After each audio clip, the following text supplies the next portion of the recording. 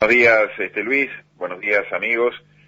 Bien, como habíamos anunciado el domingo pasado, nuestra intención en este domingo era poder hacer una referencia, algún comentario de una primera lectura que hemos hecho de este documento llamado Carta Encíclica que acaba de promulgar el Papa Francisco. Carta Encíclica bajo el título Laudato Si, sobre el cuidado de la casa común.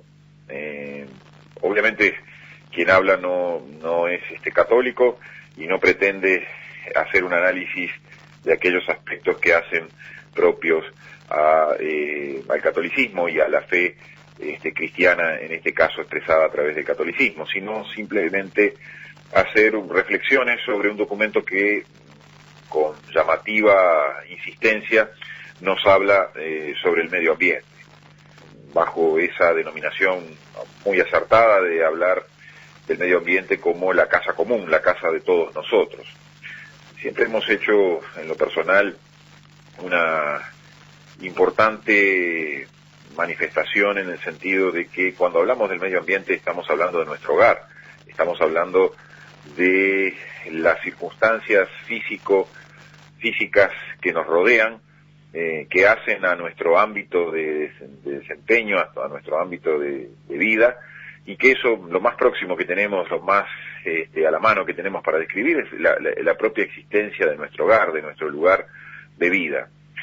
Este documento toma una idea similar, en algún momento expresa al inicio mismo del documento: olvidamos que nosotros mismos somos tierra, expresa, y toma las ideas de Francisco de Asís. El documento en sí, la encíclica, bajo el título de Laudato Si, que significa alabado seas, parte de uno de los cantos que profería Francisco de Asís, el conocido San Francisco. Es un documento que tiene como virtud principal para aquellos, sobre todo, que no somos católicos, y como bien se expresa el documento no está dirigido solo a los católicos, sino que el documento está dirigido a los hombres de buena voluntad. Es un concepto también reiterado, en especial en la introducción de esta encíclica. La importancia, decíamos, que tiene para aquellos que podamos ser incluidos entre los hombres de buena voluntad es que hace un compendio muy detallado, muy sudamericano, diría yo, en la medida que toma una perspectiva no de país del norte, sino una perspectiva bien propia de esta región, del sur, del Río de la Plata, que en cierta medida es comprensible, en tanto el Papa Francisco es argentino. Y esto es positivo, porque la visión, la óptica, no se hace desde una óptica de país desarrollado, sino que se hace justamente desde la óptica contraria, desde la óptica opuesta a esa visión tan repetida y tan manida, que incluso se hace muchas veces carne en nuestras propias tierras. Ese compendio reúne e identifica la crisis del medio ambiente, como lo menciona, en sus distintas facetas, en su faceta internacional, pero también en su faceta local. Y eso para mí tiene también gran relevancia. Normalmente se nos obliga a ver los problemas ambientales solo desde una óptica internacional, solo desde una óptica global, y muchas veces se utiliza esa óptica global para imponer realidades ambientales distintas desde afuera, por lo general perjudiciales para aquellos países que estamos por debajo del Ecuador. El documento tiene también un aspecto crítico, un aspecto permanentemente brindando opinión y consideración. Eso lo hace también más relevante. Tiene enunciaciones muy interesantes. Yo, una de las que voy a dar paso a lectura, son las que me han llamado más la atención.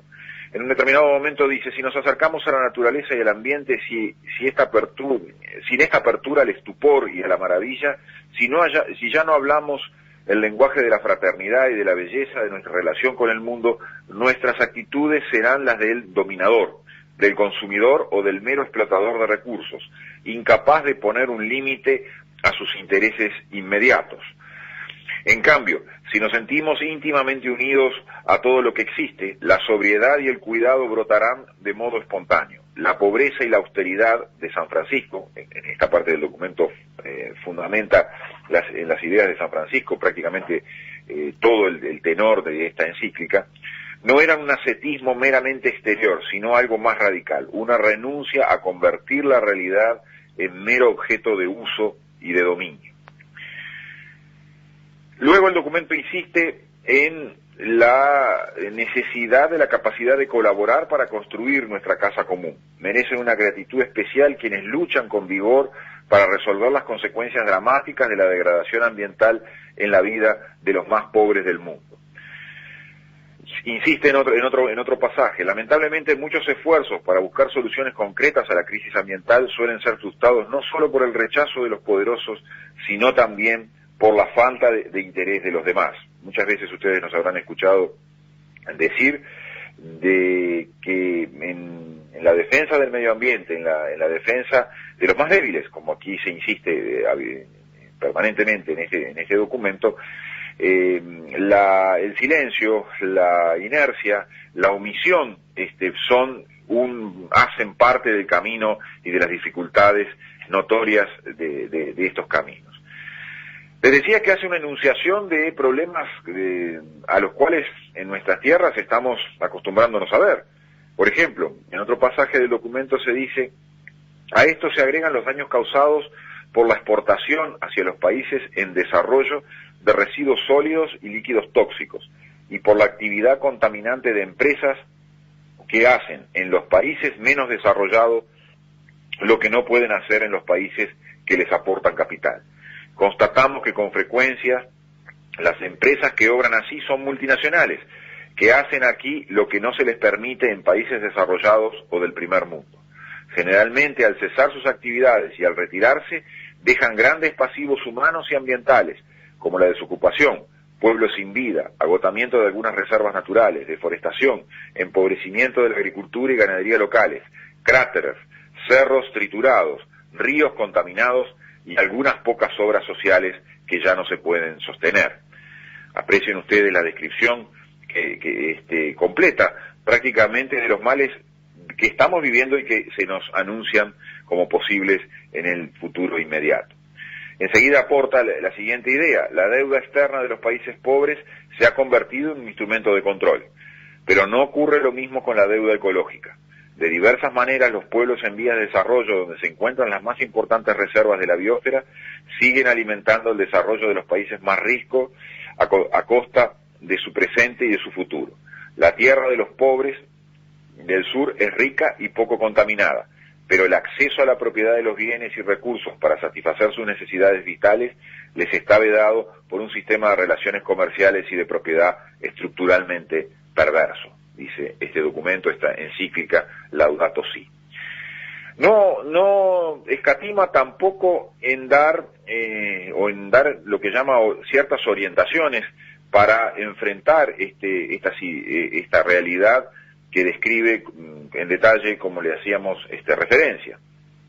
Uno de los elementos que toma en cuenta es un elemento que nos toca muy de cerca en el aspecto jurídico en la Constitución del Uruguay. La Constitución del Uruguay afirma que la protección del ambiente es de interés general. Y en esa idea, el concepto significativo está en que el ambiente es, al ser de interés general, está diciendo que es de interés común, que es del interés de todos. Y por esa razón, al ser de un interés general, un interés público, un interés fundamental, un deber fundamental, como dice la Ley de Protección del Medio Ambiente, le compete al Estado velar por el cumplimiento de esa protección con los rigores respectivos. Y este documento habla en uno de sus capítulos del principio del bien común, y dice: la ecología humana es inseparable de la noción de bien común. El bien común presupone el respeto a la persona humana en cuanto tal, con derechos básicos e inalienables ordenados a su desarrollo integral. También reclama el bienestar social y el desarrollo de los diversos grupos intermedios aplicando el principio de la subsidiariedad.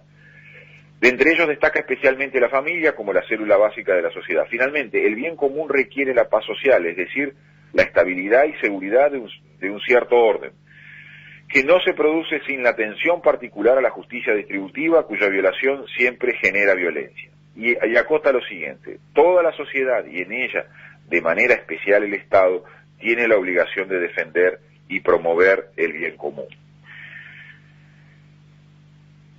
Incorpora o menciona a renglón seguido casi de esta noción del bien común el respeto por las generaciones futuras, el respeto del derecho de las generaciones futuras, con lo cual al mismo tiempo combate la idea de la inmediatez, de la inmediatez de los beneficios inmediatos, ya sean económicos o de otra índole, enfrentados a la visión a largo plazo de lo que como sociedad dejamos para las futuras generaciones. Y hace un importante hincapié en esta idea. Cita en determinado momento un pronunciamiento de los obispos de Portugal, que me pareció sumamente interesante. El ambiente se sitúa en la lógica de la recepción.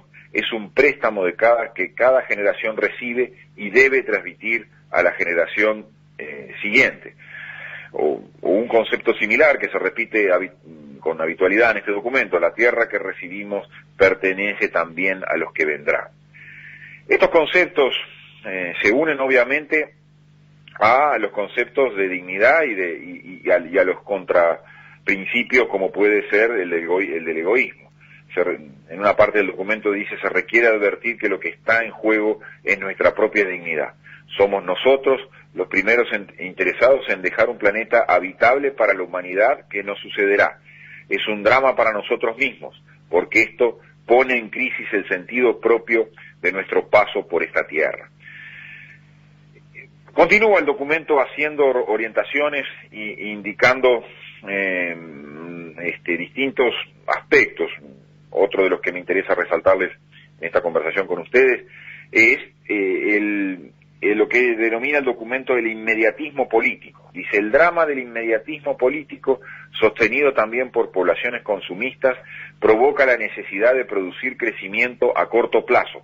Respondiendo a intereses electorales, los gobiernos no se exponen fácilmente a irritar a la población con medidas que puedan afectar el nivel de consumo o imponer en riesgo inversiones extranjeras. Recomienda u orienta de alguna manera a la casta de gobernantes lo siguiente: la grandeza política se muestra cuando en momentos difíciles se obra por grandes principios y pensando en el bien común a largo plazo. Al poder político le cuesta mucho asumir este deber en un proyecto de nación. Y finalmente, en esto está en una parte medular de este documento al que hacemos referencia, hay una vinculación muy directa de el problema ambiental con los problemas de corrupción. En determinada parte del documento menciona esta idea: mientras tanto los poderes económicos continúan justificando el actual sistema mundial, donde priman una especulación y una búsqueda de la renta financiera que tienden a ignorar todo contexto y los efectos sobre la dignidad humana y el medio ambiente. Así se manifiesta que la degradación ambiental y la degradación humana y ética están íntimamente unidas. Justamente en el día de ayer tuvimos la oportunidad de concurrir, invitados por el Congreso Nacional de Ediles, a la ciudad de Montevideo. Ahí se reunía la Comisión de Ganadería y Agricultura de este Congreso Nacional de Ediles, y frente a un número importante de representantes departamentales, expusimos sobre el problema de la megaminería y la situación del Estado frente a la megaminería, la conversión del Estado en una suerte de socio de esta actividad con tantas connotaciones desde el punto de vista ambiental. Y en algún momento de la conversación se plantearon algunos cuestionamientos a lo que nosotros estábamos expresando, cuestionamientos que siempre son bienvenidos porque muestran o permiten mostrar algunas reflexiones que a veces en el relato más bien académico pueden pasar desapercibidas. Nosotros insistimos en que los conceptos de Estado socio, del contaminador, de Estado deconstruido, de esa suerte de ingeniería jurídica que convierte a ciertos aspectos que normalmente en otros tiempos hubiéramos dicho que forman parte de la corrupción, la imagen más nítida y más clara de ver funcionarios públicos en constante defensa de intereses privados nos hubiera alarmado hace 20, 30, 40 años, y hoy lo asumimos casi en forma repetida, o lo vemos en forma repetida hasta en los propios informativos de la televisión nacional. Cuando expusimos esa idea, obviamente que era lo que pretendíamos, se produjo una reacción o una especie de ensayo de reacción. Y lo más importante fue que fue entendido que cuando nosotros referimos que el Estado asume esa calidad de socio o de cointeresado en las inversiones, en ciertas inversiones extranjeras, que no casualmente son las que vienen con serios cuestionamientos ambientales y algunas veces con cuestionamientos a la salud pública de nuestra población, es imposible o casi inviable solicitarle al Estado que reaccione y que actúe en función de los deberes justamente que hacen al interés común al que hacíamos referencia, es decir, que ejerza la función de policía ambiental. La incompatibilidad que existe de funciones del Estado, de promover inversiones y ejercer la policía ambiental, creo que en función de este dialogado que tuvimos con el público asistente, con los señores ediles, fue una de las cosas positivas, muy positivas, de la charla del día de ayer. Bueno, hasta aquí llegamos, amigos, se nos ha acabado el tiempo, esperamos encontrarnos el domingo que viene. Buenos días.